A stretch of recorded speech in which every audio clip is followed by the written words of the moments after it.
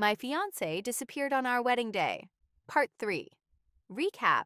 I found an unsent draft email from my missing fiancé that said, "You're the only one I can trust to tell her the truth." Written 5 days before our wedding. I couldn't stop thinking about that draft email. I needed to know who it was for. So I copied the entire message into Google and tried searching parts of it in quotes, just in case it had been sent anywhere else. Nothing. Then I noticed something I'd overlooked. The last edited timestamp. It was updated 2 hours before our wedding was supposed to start. I don't know if I was hoping for answers or punishment, but I called the number from the mysterious email address in his inbox. The SJ1.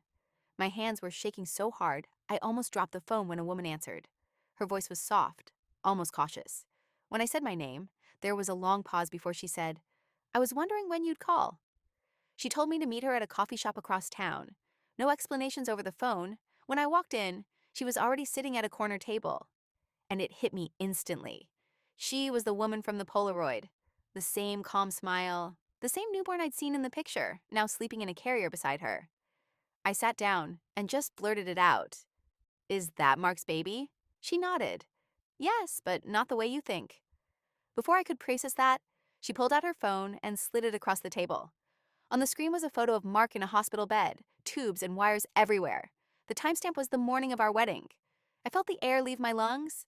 She explained everything. Mark and this woman, Sarah, met 2 years ago. Not romantically. She was a friend of his coworker. Her husband had been abusive and controlling, and she'd been trying to get out. Mark helped her move into a safe place, and they stayed in touch. Months later, when she realized she was pregnant with her husband's child, the abuse escalated.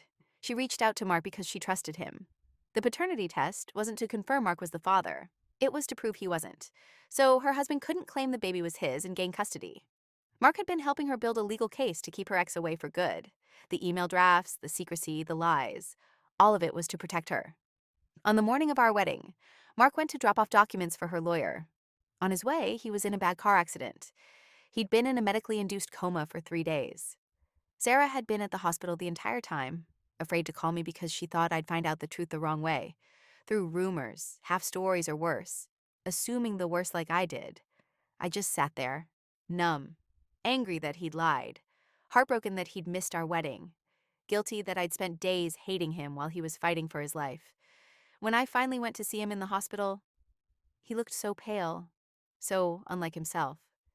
But when his eyes flickered open for a second and met mine, I realized something. He still didn't know the wedding hadn't happened, and I don't know if I have the heart to tell him.